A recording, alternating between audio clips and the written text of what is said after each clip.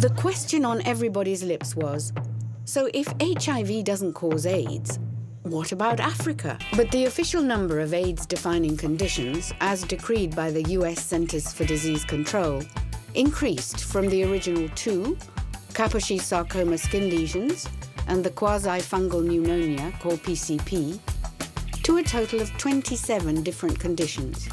They include candidiasis, cervical cancer, tuberculosis, recurrent pneumonia, and wasting syndrome. So when more and more people presenting with these known conditions tested HIV antibody positive, then more and more people joined the ranks of those diagnosed with AIDS, or the more convenient newly coined condition, which helped bump up statistics, HIV disease. But poverty, malnutrition, and dirty water remain the greatest cause of disease and death today.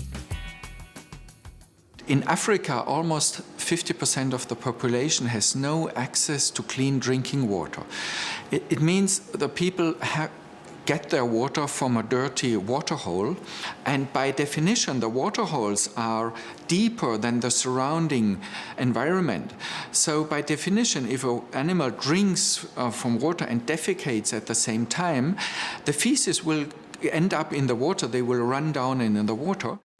TB was originally only an AIDS-defining condition when it occurred outside the lung, extrapulmonary.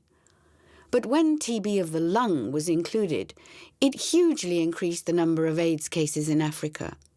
In addition, the WHO's Bangui clinical case definition had decreed that you could be called an AIDS case without an HIV test if you had symptoms like a dry cough and fever for a month. This meant that TB patients were sometimes taken out of TB wards and put into AIDS wards, and given toxic antivirals instead of TB drugs. This relabeling worried TB experts in Africa, like Dr. Martin or Cotton Wang. A patient who has TB and is HIV positive could appear exactly the same as a patient who has TB and is HIV negative. Clinically, both patients could present with prolonged fever. Both patients present with a loss of weight, marked loss of weight actually. Both patients would present with prolonged cough, and in both cases, the cough could equally be productive. So this is just another proof that what has taken place in Africa is just a relabeling of pre-existing old and mostly preventable diseases, which most of them are poverty-related. And so the real scandal in AIDS in Africa is that the West, instead of investing in overcoming poverty, investing to help people to lead better lives and get healthier. So instead of doing this very sensible approach, the West tries to sell toxic drugs and useless HIV tests. The more the flames of plague terror were fanned, the more the money was poured into research focusing on the virus AIDS hypothesis. A frenzy of testing, drugs and condom distribution took place in Africa, where statistics from a few maternity clinics were extrapolated into grossly inflated figures for so-called HIV infection. Estimates that were then spread around the world by the World Health Organization and UNAIDS.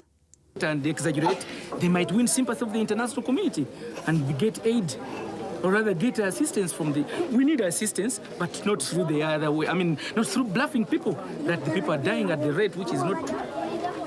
Both my literature review and my personal experience over most of the AIDS, so-called AIDS centers in Africa, I can find absolutely no believable, persuasive evidence that Africa is in the midst of a new epidemic of infectious immunodeficiency. They knew that people with inflammatory autoimmune conditions like lupus and rheumatoid arthritis could produce high protein levels in their blood, called hypergammaglobulinemia, which could result in a positive HIV test. They also knew that antibodies generated by TB, candidiasis, malaria, and as many as 70 conditions, including even pregnancy and flu vaccinations, could trigger positive results, as could the blood of IV drug users and alcoholics with hepatitis. But I really don't think sex has to do with it. Clean water has to do with it.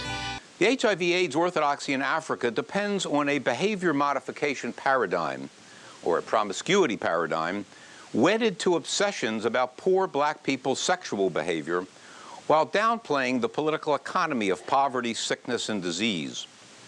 Their statistical sophistry, data manipulation, and voodoo math enrage me